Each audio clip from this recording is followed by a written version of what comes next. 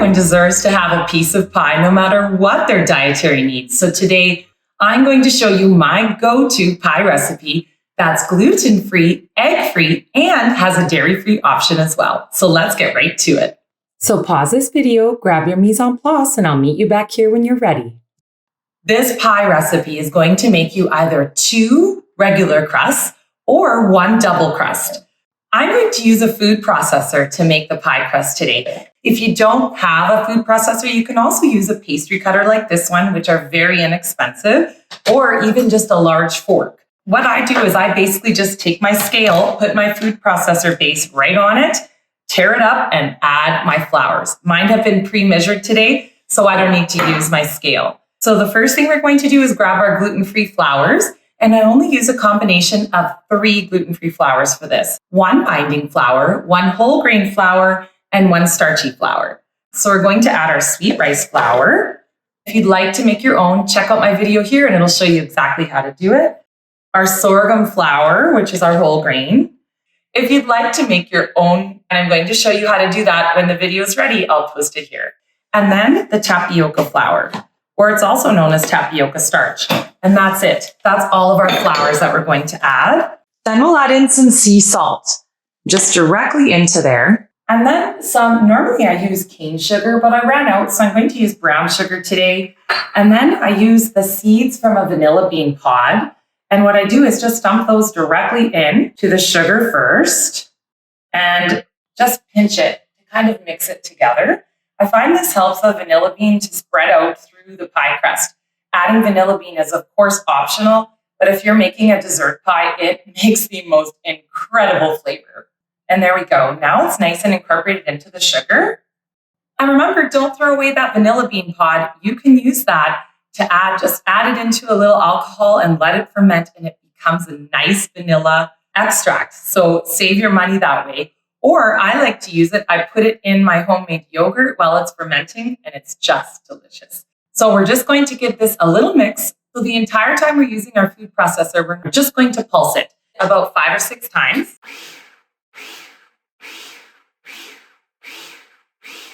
And that's it. Next, we're going to add our cold butter. I just cube this butter and place it in my parchment paper directly into the refrigerator to keep it nice and cool. And I've cubed it into about 1 tablespoon or so sizes, and that's perfect for this recipe. So if you're not sure how to do that or the easiest way to do it, check out my video here and it'll show you exactly how to do it in just a couple of minutes. So we're just going to add that butter directly in. It's so easy. Just kind of spread it out. And I'm making sure to use unsalted butter because we added our salt already. I like to do that because then I have control over how much salt goes into my baking. So now we're just going to pulse the butter only about 7 to 10 times. We just want it to break up into just a little bit of kind of like pea-sized pieces and be incorporated throughout.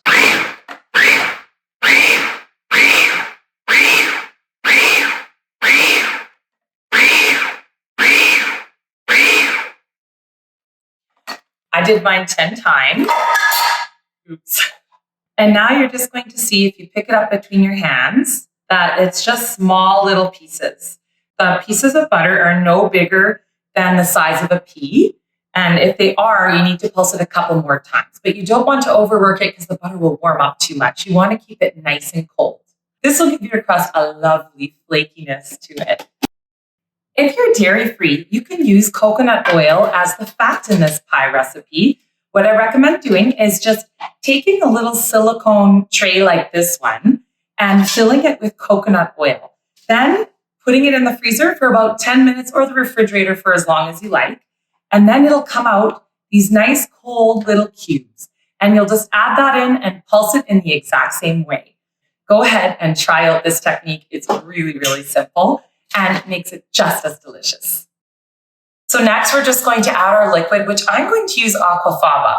Gluten-free flours need a binding agent, and since I don't eat eggs, I have to use something that can help bind. The liquid from a can of chickpeas is the most incredible binding agent. So here we go, we'll add that in, and if you want to know how to get that liquid or how to make your own, just check out my video here, it'll explain how. We'll just pour in our nice cold aquafaba. We want to keep all of our ingredients cold. And we'll just replace our lid. And once again, we're just going to pulse it. We don't want it to come together completely. We just want it to start to come together. Depending on how powerful your food processor is, we're going to pulse it about 20 to 30 times. And you'll see, it'll just start to come together. It almost seems like it's not going to. But it will come together, I promise.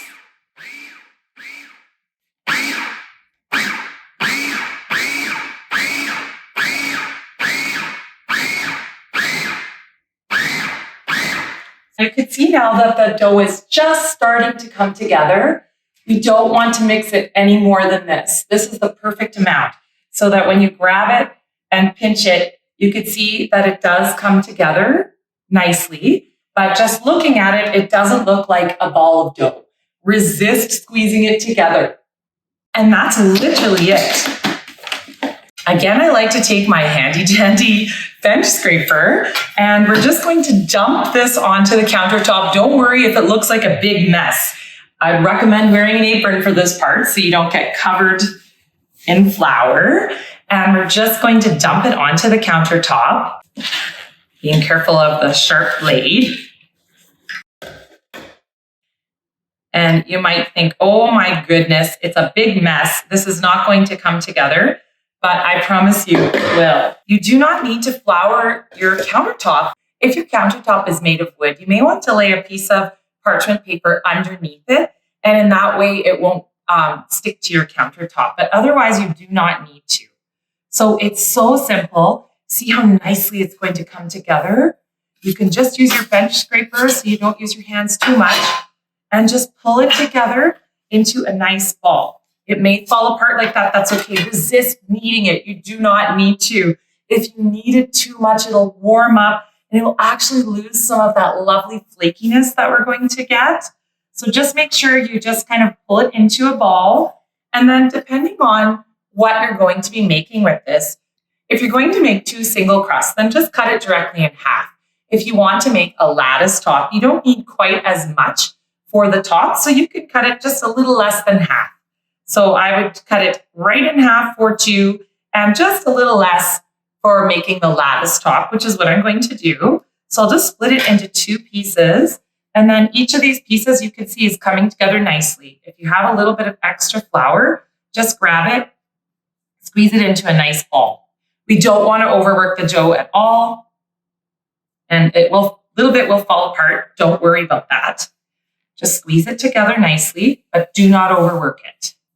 And then all we're going to do, now that we have our 2 balls, we're just going to create them into nice flat discs. So I like to take some plastic wrap. You want it to be nice and covered so it doesn't dry out. So we're just going to wrap it up. Just make sure it's nice and tightly wrapped.